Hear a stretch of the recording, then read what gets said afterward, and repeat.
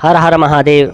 हमारे पास कई लोगों ने प्रश्न किए हैं कि महाराज कोई ऐसा साधन, कोई सरल उपाय बताएं, क्योंकि होलियों में हमें पता है कि कई प्रकार के लोग जादू टोना कुमंत्र कुतंत्र इत्यादि के कई अभिचार कर्म जो हैं वो संपन्न करते हैं। इस प्रकार के गलत कार्य भी कई लोग जो कुबुद्धि वाले लोग होते हैं शत्रुगत भाव रखकर इस प्रकार के प्रयोगों को वह अक्सर करते रहते हैं। तो होलियाँ बहुत सिद्ध होती हैं। होलियों के दिनों में इस प्रकार की कई साधनाएं संपन्न लोग करते हैं, लेकिन कई गलत विचार के लोग भी अपनी शत्रुता को निकालने के लिए, दूसरे को परेशान करने के लिए कई दूसरी प्रकार की जो कुमंत्र कुतंत्र की, जो जादू टोना इत्यादि की, काले इलम इत्यादि की जो साधनाएं होते हैं, प्रयोग होते हैं, वह भी करते हैं।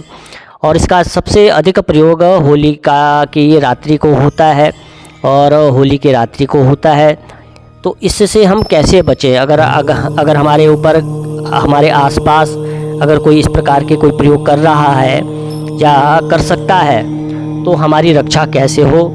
क्योंकि अगर कोई ज़्यादा जप तप मंत्र साधना इत्यादि अनुष्ठान नहीं कर सकता तो कोई ऐसा सरल उपाय क्या है जिससे हमारी रक्षा हो जाए? तो आज मैं बहुत ही सरल साधन, सरल उपाय बताने जा रहा हूँ। अगर आप लोग इसको करेंगे तो निश्चित ही आपकी रक्षा अवश्य होगी। किसी प्रकार का कोई जादू टोना का जो भी जो प्रभाव है, कुप्रभाव है, नहीं पड़ेगा। आपकी रक्षा हो जाएगी, परिवार की रक्षा हो जाएगी। तो आपने क्या करना है, यह प्रयोग आपने होलिका की रात्रि को करना है। प्रयोग बहुत सरल है। आपने एक पान का पत्ता लेना है और उस पान के पत्ते के ऊपर आपने 2 लौंग रख देनी है, थोड़ी सी मिश्री रख देनी है और एक बतासा रख देना है। उसके ऊपर आपने थोड़ा सा घी की कुछ बूंदें डाल देनी है, देसी गाय के घी आप उसमें डाल दें। उसके बाद उस पत्ते को बंद करके अपने सिर से और सारे परिवार के सिर से उस पत्ते को आपने घुमा देना है।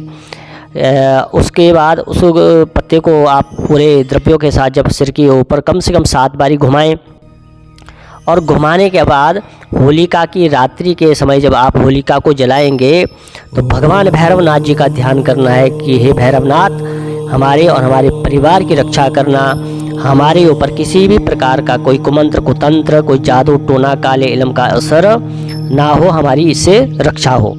तो ऐसा ध्यान करके उसको आपने अग्नि में जला देना है।